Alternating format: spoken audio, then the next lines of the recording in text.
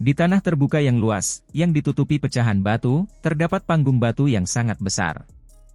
Lubang cacing hitam gelap selebar ratusan kaki berada tepat di atas panggung batu. Lubang cacing itu berputar perlahan sementara fluktuasi spasial yang mengejutkan merembes keluar. Keheningan pecahan batu di tanah terbuka berlanjut sebentar sebelum suara yang dalam tiba-tiba muncul. Setelah kemunculannya, orang bisa melihat lubang cacing membentuk gelombang demi gelombang riak spasial yang intens. Banyak sosok manusia bergegas keluar darinya dalam garis lurus. Mereka semua mendarat dengan mantap di tanah terbuka. Akhirnya kita keluar. Lubang cacing luar angkasa sialan ini benar-benar terlalu tangguh. Lin Yan mendarat di tanah dan langsung menghirup udara segar dari dunia luar. Ia tertawa seolah-olah ia berhasil melepaskan diri dari sesuatu. Xiao Yan juga mengangguk dengan pikiran yang sama di samping Lin Yan. Matanya menyapu ke segala arah. Pada saat ini, ada cukup banyak sosok manusia yang telah keluar dari lubang cacing. Oleh karena itu, tanah terbuka ini dengan cepat menjadi ramai. Apakah tempat ini adalah wilayah Pil? Xiao Yan menggosok kedua tangannya, menarik kembali pandangan penasarannya, dan bertanya. Tidak. Lin Yan menggelengkan kepalanya dan berkata, ini hanya bagian tengah dari Central Plains. Daerah ini juga dikenal sebagai wilayah tengah oleh orang lain. Wilayah Pil itu terletak di bagian tengah wilayah tengah. Wilayah tengah, Xiao Yan terkejut. Hehe, jika seseorang menggambarkan dataran tengah sebagai pusat benua Douki, wilayah tengah ini akan dianggap sebagai pusat dataran tengah. Faksi-faksi teratas yang terkenal sebagian besar mendirikan markas mereka di wilayah tengah. Lin Yan tersenyum sambil melanjutkan, tempat kita saat ini berada adalah bagian barat daya wilayah tengah. Faksi-faksi yang paling terkenal di daerah ini adalah Lembah Suara dan Lembah Api yang membara. Kedua faksi besar ini adalah penguasa di sekitar sini. Selain kedua faksi besar ini, ada banyak sekali faksi lain dengan berbagai ukuran. Namun, mereka jauh lebih rendah jika dibandingkan dengan Lembah Suara atau Lembah Api membakar. Klan Liu Qing juga berada di wilayah barat daya ini. Lembah Api membakar? Hati Xiao Yan langsung tergerak saat mendengar ini. Ia sudah lama mendengar nama faksi ini. Terlebih lagi, 3 perubahan misterius api langit, yang telah menemaninya selama bertahun-tahun, juga termasuk dalam faksi ini. Oleh karena itu, Xiao Yan sangat tertarik pada mereka. 1 aula, 1 menara, 2 sekte, 3 lembah, 4 pavilion. Kekuatan lembah api membakar dan lembah suara seharusnya jauh lebih kuat daripada pavilion petir angin, terutama lembah api membakar. Lembah ini memiliki sejarah ratusan tahun, dan memiliki fondasi yang cukup kuat. Hehe, selain itu, aku akan diam-diam memberitahumu bahwa ada api surgawi, yang disebut api petir 9 naga di dalam lembah api terbakar. Lin Yan tiba-tiba mencondongkan tubuhnya ke dekat Xiao Yan dan secara misterius mengungkapkan beberapa informasi. Xiao Yan tersenyum lembut. Ia merasa agak tidak berdaya. Meskipun ia tahu bahwa lembah api terbakar memiliki api surgawi yang baik, mustahil bagi Xiao Yan untuk melakukan apapun terhadapnya. Lupakan tentang kekuatan mengerikan yang dimiliki lembah api terbakar. Bahkan jika ia bisa mendapatkan api petir 9 naga, para ahli dari lembah api terbakar telah menyegelnya dengan sempurna. Kemungkinan besar ia tidak akan bisa menelannya setelah mendapatkannya. Sebaliknya, ia akan berakhir menyinggung golongan dengan kekuatan yang bahkan lebih menakutkan daripada pavilion petir angin. Meskipun Xiao Yan tidak mungkin mengambil 9 naga petir api, Xiao Yan sangat tertarik pada 3 perubahan misterius api langit. Setelah bertahun-tahun mempraktikannya, dia juga secara bertahap memahami betapa hebatnya 3 perubahan misterius api langit ini, terutama bagi seseorang seperti dia, yang memiliki lebih dari 1 jenis api langit di tubuhnya. Itu bisa digambarkan sebagai membuat sesuatu yang ganas menjadi lebih ganas lagi. Jika Xiao Yan bisa mendapatkan metode untuk mempraktikkan 2 perubahan lainnya dalam 3 perubahan misterius api langit, kekuatan bertarungnya pasti akan melonjak. Jika aku punya kesempatan, mungkin aku bisa mencoba dan melihat apakah aku bisa mencoba untuk mendapatkan perubahan yang tersisa dari 3 perubahan misterius. Namun, yang terbaik adalah tidak mengungkapkan bahwa aku sudah tahu cara menggunakan 3 perubahan misterius kecuali jika itu adalah keadaan yang sangat khusus. Jika tidak, jika lembah api terbakar ini sama keras kepalanya dengan pavilion petir angin, kemungkinan besar aku akan menghadapi banyak masalah. Xiao Yan merenung sejenak sambil bergumam dalam hatinya. Seberapa jauh tempat ini dari wilayah Pil?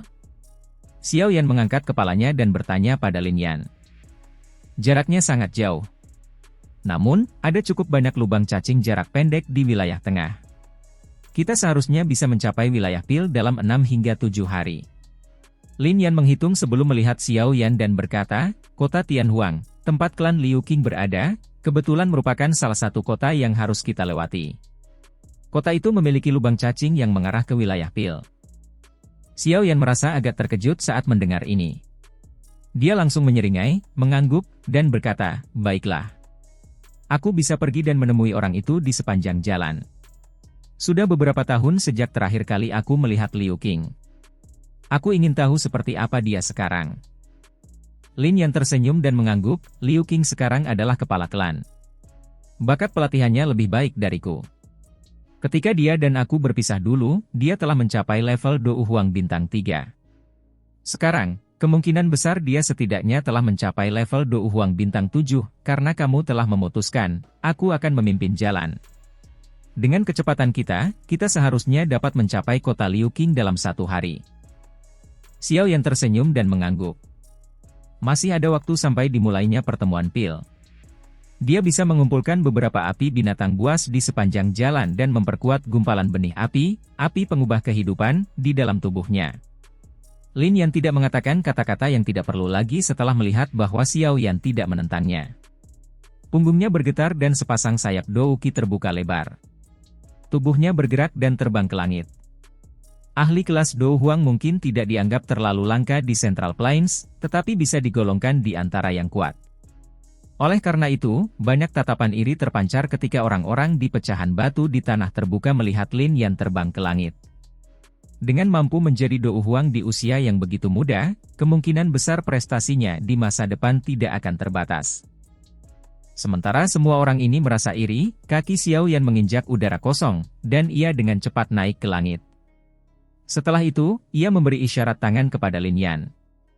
Keduanya berubah menjadi sinar cahaya yang menghilang dari pandangan banyak mata yang redup di tanah terbuka. Berjalan di udara? Dou Zong.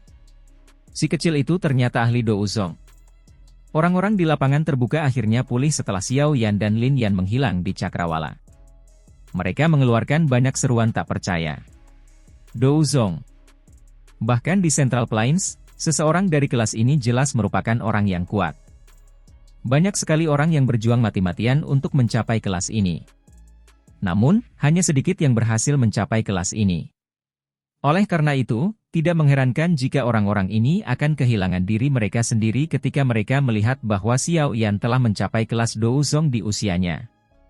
Kota Tianhuang adalah kota yang tidak lebih kecil dari kota Tianbei. Selain itu, kota ini memiliki lubang cacing yang menghubungkannya dengan wilayah Pil. Hal ini menyebabkan lalu lintas manusia di kota tersebut jauh melebihi kemacetan di kota Tianbei. Banyak faksi dengan ukuran yang berbeda tinggal di kota Tianhuang.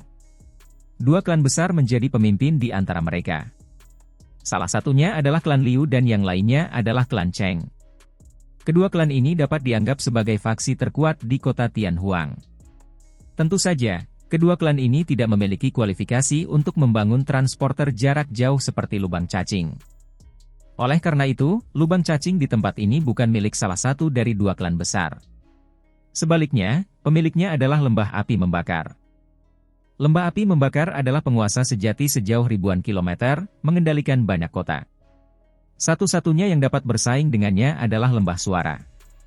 Namun, lembah suara ini selalu tertutup. Jangkauan faksi mereka tidak sebesar lembah api membakar. Namun, tidak ada yang berani meremehkannya. Seseorang bahkan tidak perlu menggunakan kepalanya untuk mengetahui bahwa sebuah faksi yang dapat dibandingkan dengan lembah api membakar bukanlah faksi biasa. Lembah api membakar menguasai banyak kota, dan kota Tianhuang ini termasuk di antara kota-kota yang berada di wilayahnya. Jika kita bicara tentang hal ini, klan Liu dan klan Cheng dapat dianggap sebagai klan bawahan lembah api terbakar. Hak pengelolaan lubang cacing ini diputuskan oleh lembah api terbakar. Tentu saja, faksi yang mengelolanya akan menjadi bos kota ini. Selama tahun-tahun ini, hak pengelolaan telah berganti-ganti antara klan Liu dan klan Cheng. Namun, tidak ada pihak yang dapat memperoleh hak pengelolaan untuk waktu yang lama. Ini mungkin semacam taktik yang digunakan oleh lembah api terbakar untuk mengendalikan mereka. Dengan kecepatan Xiao Yan dan Lin Yan, mereka tidak perlu menghabiskan banyak waktu untuk sampai ke kota Tianhuang. Dalam sehari, mereka samar-samar dapat melihat garis besar kota Tianhuang. Selama perjalanan hari itu, Xiao Yan akan menjelajahi pegunungan yang dilewatinya sebentar. Oleh karena itu, ia memperoleh 2 jenis api binatang lagi. Meskipun tidak terlalu kuat, api itu masih lebih baik daripada tidak ada sama sekali. Xiao Yan secara acak menggabungkan 2 jenis api binatang menjadi api pengubah kehidupan. Tanpa sadar ia tersenyum saat merasakan benih api itu berangsur-angsur tumbuh lebih kuat. Ada banyak jenis api binatang di dunia ini. Tidak terlalu sulit untuk mengumpulkannya. Selain itu, dengan kekuatannya saat ini, relatif mudah untuk mendapatkan api binatang selama ia memasuki pegunungan tempat berkumpulnya jenis-jenis binatang ajaib itu. Apakah ini kota Tianhuang yang kau sebutkan? Xiao Yan mengangkat kepalanya, menatap sudut kota yang jauh yang ditutupi oleh tanaman hijau subur, dan tanpa sadar tersenyum. Lin Yan mengangguk. Matanya menyapu sekelilingnya sambil mengingatkan Xiao Yan, ini adalah wilayah lembah api membakar. Kamu harus berhati-hati saat melakukan apapun dan harus menghindari penggunaan 3 perubahan misterius.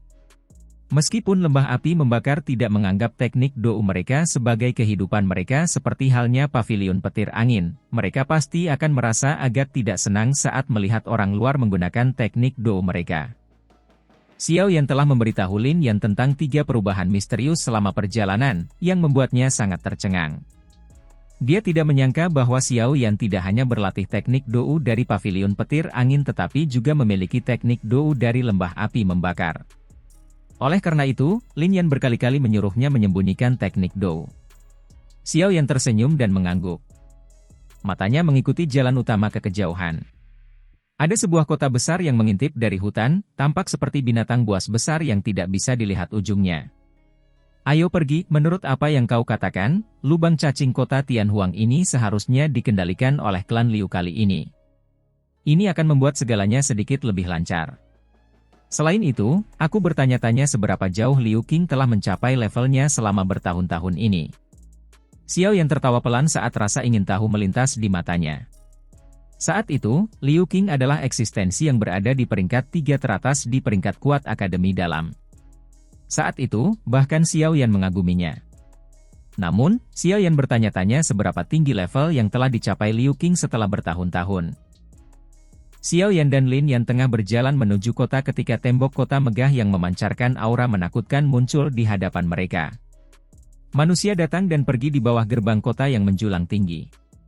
Seluruh tempat itu dipenuhi dengan suasana yang bising. Keduanya memasuki kota dengan mulus. Mereka melihat jalan yang luas dan toko-toko serta gedung-gedung yang tak berujung di kedua sisi jalan. Gumpalan kepala manusia berwarna hitam dan suara yang mereka buat di jalan berubah menjadi gelombang suara besar yang menyebar, menyerbu ke awan. Kota Tianhuang benar-benar luar biasa. Bahkan mungkin dapat dibandingkan dengan beberapa kota paling makmur di wilayah sudut hitam. Xiao Yan tanpa sadar mendecak lidahnya dan memuji saat dia melihat kota yang perkasa dan lalu lintas manusia. Ini adalah wilayah tengah dataran tengah, wilayah tengah seluruh benua. Meskipun wilayah sudut hitam juga cukup kuat, bagaimana bisa dibandingkan dengan tempat ini? Lin Yan tertawa. Dia segera mengidentifikasi rute mereka dan membawa Xiao Yan ke lokasi rumah klan Liu. Dia pernah tinggal di tempat ini selama beberapa waktu. Oleh karena itu, dia cukup akrab dengan kota Tianhuang. Xiao Yan mengikuti di belakang Lin Yan. Mereka berjalan menyusuri beberapa jalan panjang dan berbelok beberapa kali sebelum sebuah rumah besar yang sangat luas muncul di depan mata mereka. Rumah besar itu sangat besar. Terlebih lagi, ada beberapa penjaga yang memegang senjata di tangan mereka saat ini di luar rumah besar itu. Tatapan waspada mereka menyapu ke sekeliling mereka. Xiao Yan terkejut saat melihat pertahanan istana yang ketat. Dia berkata dengan heran, apakah perlu penjaga sebanyak itu di siang bolong? Lin Yan juga tercengang. Sesaat kemudian, dia mengerutkan kening dan berkata dengan lembut, sepertinya ada yang salah. Klan Liu tidak menempatkan begitu banyak penjaga di masa lalu. Tunggu sebentar, begitu Lin Yan mengatakan ini, matanya bergerak-gerak sebelum dia menghentikan seorang pria yang berjalan tergesa-gesa. Dia menangkupkan kedua tangannya dan tersenyum sambil bertanya, "Teman, bolehkah saya tahu apa yang terjadi di kota Tianhuang ini? Mengapa klan Liu bersikap seperti ini?" Orang yang dihentikan Lin Yan meliriknya dengan ragu sebelum bertanya, "Apakah kamu datang dari tempat lain?" Saat ini, klan Liu dan klan Cheng sedang memperebutkan hak pengelolaan lubang cacing. Kedua klan telah membawa sejumlah besar orang ke area terbuka di tengah kota. Semua orang di kota telah berlarian untuk menonton pertunjukan. Lin Yan sekali lagi mengernyitkan alisnya saat mendengar ini.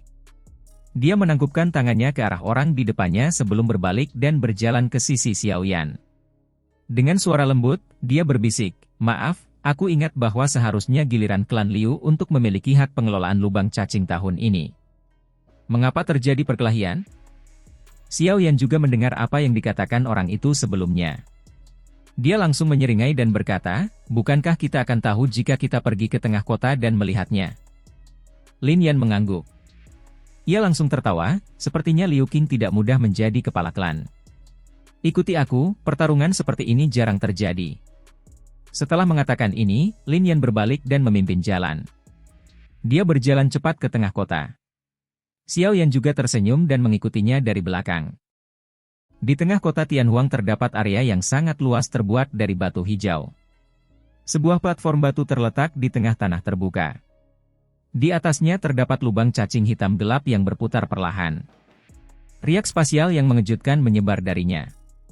Saat ini, area di sekitar lapangan terbuka itu dipenuhi oleh lautan manusia yang padat. Suaranya seperti suara setan, yang membuat gendang telinga terasa sakit. Tak terhitung banyaknya mata yang penasaran mengamati bagian tengah lapangan terbuka itu. Ada dua kelompok orang yang saling berhadapan di tempat itu.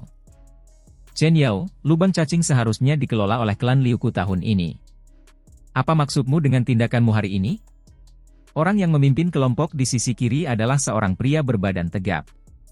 Dia mengerutkan kening dan ada aura kekuasaan bahkan tanpa amarah. Wajah seperti ini agak familiar. Jika seseorang melihat dengan saksama, orang akan menyadari bahwa orang itu tidak mungkin orang lain selain Liu Qing. Liu Qing saat ini tidak lagi memiliki semangat seperti dulu. Mengganti semangat itu adalah semacam ketenangan. Bagaimanapun, klan Liu membutuhkan kepala klan yang berkualitas, bukan anak muda yang impulsif. Ada dua lelaki tua berambut putih di belakang Liu Qing. Kedua orang ini berdiri secara acak, tetapi mereka memiliki aura agung yang beriak pelan. Tidak seorang pun berani meremehkan mereka sebagai hasilnya. Selain itu, ada sosok yang besar dan cantik berdiri di sampingnya. Wanita ini mengenakan pakaian merah. Wajahnya seperti bunga persik dan dipenuhi dengan daya tarik. Setiap pria yang melihatnya akan merasa tertarik. Wajah ini juga tidak asing. Dia memiliki nama yang memikat, Liu Fei. Saat itu, dia memiliki konflik kecil dengan Xiao Yan di Akademi Dalam. Namun, setelah beberapa tahun, Liu Fei yang sekarang tampak lebih memikat. Dia seperti buah persik yang matang yang membuat mata banyak pria tanpa sadar tertuju padanya. "Hehe, Liu Qing, kalau boleh kukatakan, kamu satu generasi lebih muda dariku. Kamu seharusnya tidak berbicara dengan cara yang tidak sopan kepada seorang senior." Ada sekelompok besar orang yang sama dengan wajah garang di seberang kelompok Liu Qing. Pemimpin mereka adalah seorang pria paruh baya. Matanya melirik Liu Qing dengan pandangan sinis sebelum dia tertawa aneh. Wajah Liu Qing menunjukkan senyum dingin saat mendengar ini. Dia baru saja akan mengatakan sesuatu ketika sebuah suara tua terdengar di tanah terbuka. "Ini pesanan terbaru dari lembah api membakar milikku." Banyak sekali tatapan mata yang langsung tertuju saat mendengar suara ini. Yang mereka lihat hanyalah seorang lelaki tua berjubah merah berdiri dengan kedua tangan di belakangnya. Ada banyak bintik merah di wajah tuanya. Penatua Chihuo dari lembah api terbakar?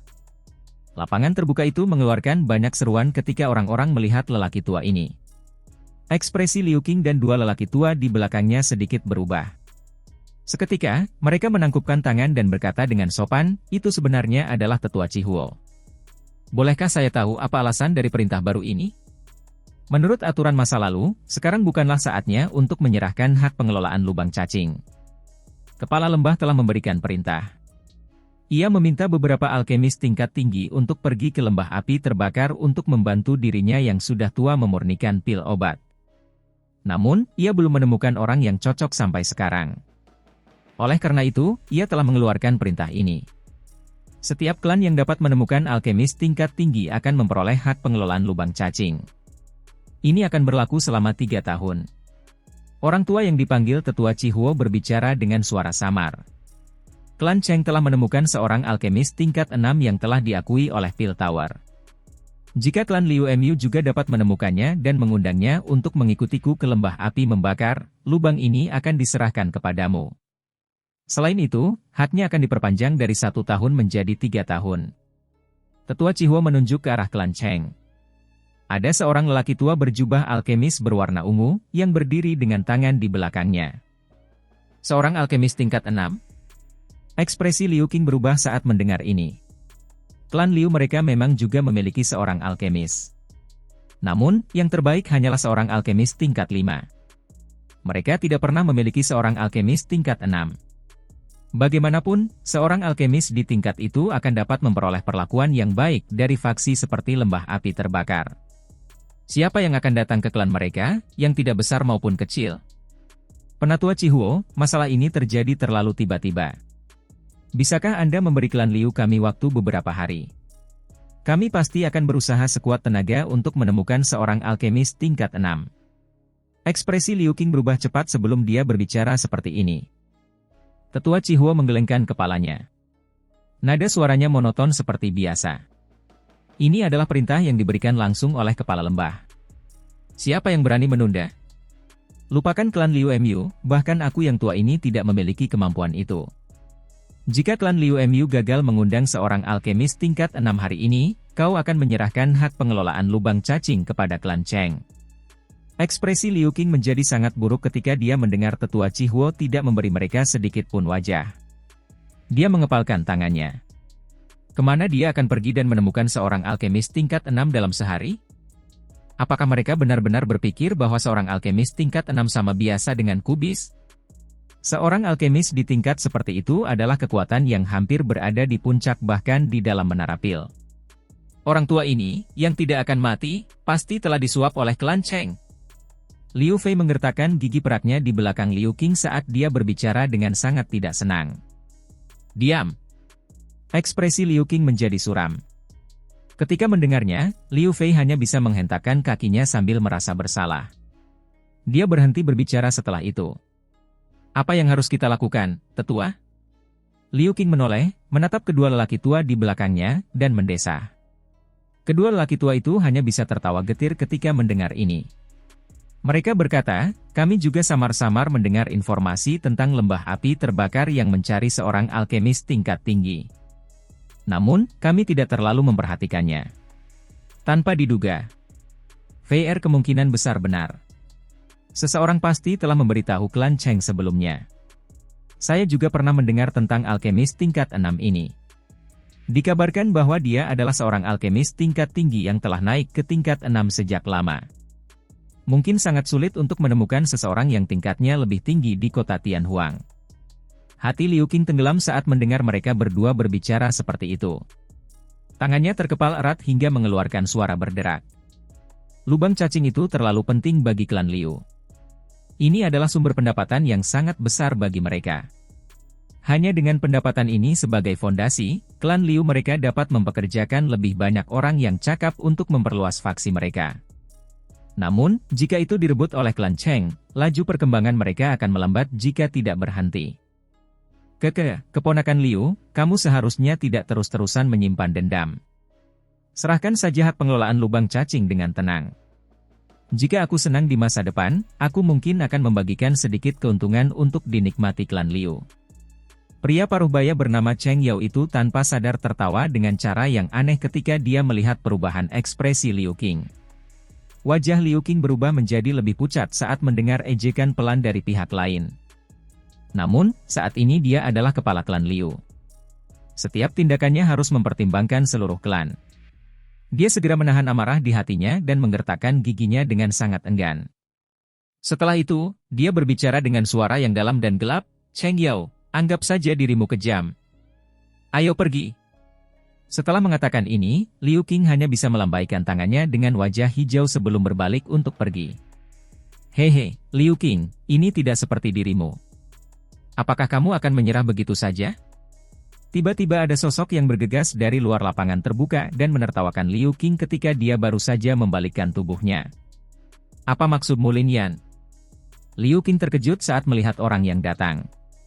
Dia langsung menghela napas dan berkata sambil tersenyum pahit, lupakan saja. Ayo pergi. Kamu bukan alkemis tingkat 6 dan tidak bisa membantuku.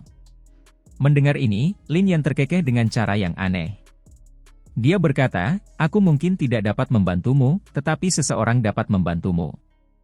Setelah mengucapkan kata-kata ini, dia menoleh, dan berteriak ke langit, berapa lama kamu berniat untuk tinggal di sana? Liu Qing, Liu Fei, dan yang lainnya terkejut saat melihat tindakan Lin Yan.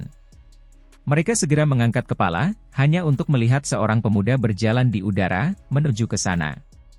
Seketika, pemuda itu mendarat dengan lembut di tanah. Berjalan di udara, seorang Douzong elit? Hati kelompok Liu Qing terasa dingin saat melihat pemandangan ini. Dia baru saja akan menangkupkan tangannya dan mengucapkan beberapa kata sopan ketika tawa yang sudah dikenalnya, yang tidak dapat dilupakannya, tiba-tiba terdengar. Tawa ini menyebabkan tubuhnya tiba-tiba menegang. Liu Qing, sudah beberapa tahun sejak terakhir kali kita bertemu. Apakah kamu baik-baik saja?